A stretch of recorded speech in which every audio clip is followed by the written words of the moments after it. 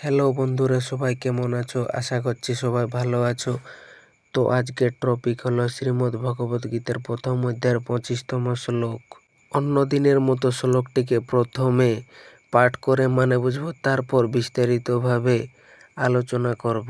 তাহলে চলো আর দেরি না করে শুরু করি। শ্লোকটি হলো ভীষ্ম দ্রোণ প্রমুখত সর্বেষাং চ মহিক্ষিতাম উবাচ পার্থ পশ্যতান সমবেতান কুরুনীতি। এই শ্লোকটির অর্থ হল ভীষ্ম ও দ্রোণের সামনে এবং সেখানে সমবেত সকল রাজাদের মাঝে শ্রীকৃষ্ণ বললেন, হে পার্থ, এই সমবেত কুরুদের দেখো। এরপর চলো শ্লোকটিকে ধাপে ধাপে ব্যাখ্যা করি। শ্লোকের প্রথমে রয়েছে ভীষ্ম দ্রোণ প্রমুখত। তো প্রথমে ভীষ্ম মানে আমরা সবাই জানি কৌরবদের প্রধান বীর ছিলেন তিনি, আর দ্রোণ ছিলেন গুরু ও একজন মহান যোদ্ধা ছিলেন। প্রমুখত মানে হলো তাদের সামনে, অর্থাৎ এখান থেকে বোঝাতে চাইছে রথটি এমন জায়গায় রাখা হয় যেখানে ভীষ্ম ও দ্রোণের মতো বড় বীররা দাঁড়িয়ে আছেন। শ্লোকের এরপর রয়েছে সর্বেষাং চ মহিক্ষিতাম।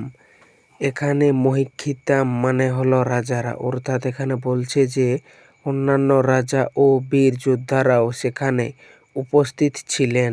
শ্লোকের এরপর রয়েছে উবাচ পার্থ পোষ্য এতান। এখানে পার্থ হলো অর্জুনের নাম। কিছুক্ষণ পরে গিয়ে বিস্তারিতভাবে এই নামটি কেন পড়েছে অর্জুনের সেটা বলবো। আর পোষ্য মানে হলো দেখো, অর্থাৎ এখানে কৃষ্ণ বলছেন দেখো এদের সবাইকে। শ্লোকের শেষে রয়েছে সমবেতান কুরুনীতি। এখানে সমবেত মানে একত্রিত হওয়া, আর কুরু মানে কৌরব বংশের লোক, এটা আমরা সবাই জানি। অর্থাৎ এখানে বলতে চাইছে যে এই কৌরবদের যারা একত্রিত হয়েছে। এই শ্লোকের মূল ভাবটি হল কৃষ্ণ ইচ্ছা করে রথটি এমন জায়গায় রাখলেন যেখানে অর্জুন তার পরিচিত ও প্রিয় মানুষদের দেখতে পান। তারপর তিনি অর্জুনকে বললেন, এদের ভালো করে দেখো। এখান থেকে অর্জুনের মনে দুঃখ ও দ্বন্দ্ব শুরু হবে। শ্রীকৃষ্ণ এখানে শুধু রথ চালাচ্ছেন না, তিনি অর্জুনকে সত্যের মুখোমুখি দাঁড় করাচ্ছেন। দেখতে এই শ্লোকটি খুবই ছোট এবং সহজ, কিন্তু এর প্রতিটি শব্দে লুকিয়ে আছে অসাধারণ গভীরতা। শ্লোকের তিনটি বিশেষ বিষয়। প্রথমটি হলো ভীষ্ম দ্রোণ প্রমুখত। কৃষ্ণ রথ ঠিক সেই জায়গায় নিয়ে গেলেন যেখান থেকে ভীষ্ম ও দ্রোণকে স্পষ্ট দেখা যায়। এই দুজন অর্জুনের কাছে অত্যন্ত পবিত্র ছিলেন।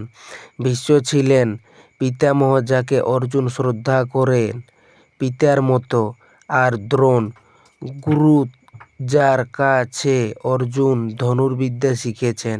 এই দুজনকে সামনে রেখে কৃষ্ণ বললেন, দেখো, এটা কোনো সাধারণ দেখা নয়, এটা সেই দেখা যা অর্জুনের বুকে ছুরি বিঁধিয়ে দেবে। দ্বিতীয়টি হলো পার্থ। এই নামটি কেন? কৃষ্ণ অর্জুনকে পার্থ বলে ডাকলেন। পার্থ মানে পৃথার পুত্র, অর্থাৎ কুন্তির পুত্র। এই নামটির মধ্যে একটি আবেগময় স্মরণ আছে। কুন্তী ছিলেন এমন একজন মা যিনি সারা জীবন কষ্ট পেয়েছেন, পাণ্ডবদের সর্বস্ব হারিয়ে বনে বনে ঘুরেছেন। পার্থ ডাকলে সেই মায়ের ত্যাগের কথা মনে পড়ে। কৃষ্ণ যেন বলছেন, তুমি কুন্তীর সন্তান, তোমার মায়ের লড়াইয়ের উত্তরাধিকার তুমি। এখন তোমার সামনে যা আছে তা দেখো। তৃতীয়টি হলো পোষ্য এতান সমবেতান কুরুন। এটাই এই শ্লোকের সবচেয়ে তীক্ষ্ণ কথা। কৃষ্ণ বললেন, কুরুদের দেখো। কুরু বলতে এখানে শুধু কৌরব পক্ষ নয়, উভয় পক্ষের সকলেই কুরু বংশের। অর্জুন নিজেও কুরু। এই একটি কথায় কৃষ্ণ যেন আয়না ধরলেন অর্জুনের সামনে। দেখো, এরা তোমার আপনজন, এরা তোমার বংশের মানুষ। এখন কি করবে? এই মুহূর্তের দৃশ্যটা কল্পনা করুন। রণক্ষেত্রে দুই বিশাল বাহিনী তীর ছোড়ার অপেক্ষায়। এই মুহূর্তে কৃষ্ণ রথ মাঝখানে থামালেন এবং শুধু বললেন, দেখো। এই একটি শব্দ দেখো, এটাই সব কিছু বদলে দিল। কারণ অর্জুন দেখলেন পিতামহ ভীষ্ম, গুরু দ্রোণ, কাকা কৃপাচার্য, ভাই পুত্রবধূ সকলে তার বিরুদ্ধে সারিবদ্ধ। এই দৃশ্য জন্মে দেবে তার বিষাদের। কৃষ্ণ জানতেন এই দেখা অর্জুনকে ভেঙে ফেলবে, তবুও তিনি দেখালেন। কারণ বিষাদ না হলে জ্ঞান আসে না, ভাঙন না হলে গড়া যায় না, অন্ধকার না হলে আলোর মূল্য বোঝা যায় না। কৃষ্ণ ইচ্ছাকৃতভাবে অর্জুনকে সেই কষ্টের মুখোমুখি দাঁড় করালেন, কারণ এই বিষাদ থেকে জন্ম নেবে গীতার জ্ঞান।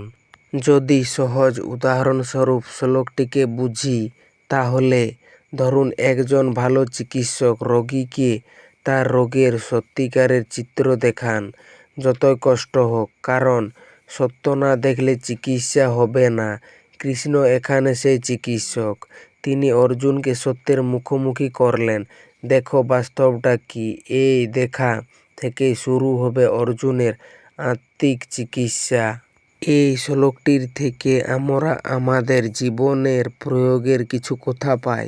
যেমন কষ্টের মুখোমুখি হওয়াই শক্তির প্রথম ধাপ, এবং প্রকৃত গুরু সত্য লুকোয় না। তো বন্ধুরা, এই ছিল শ্রীমদ্ভগবদ্গীতার প্রথম অধ্যায়ের 25তম শ্লোক। তো শ্লোকটি কেমন হয়েছে তোমরা সবাই কমেন্ট বক্সে কমেন্ট করে জানাও। আশা করছি ভালো হয়েছে, সবারই বুঝতে সুবিধা হয়েছে। যদি সবার ভালো লেগে থাকে তাহলে চ্যানেলটিকে সাবস্ক্রাইব করে দিও, আর ভিডিওটিতে লাইক কমেন্ট করো। ধন্যবাদ সবাইকে ভিডিওটি শেষ পর্যন্ত দেখার জন্য।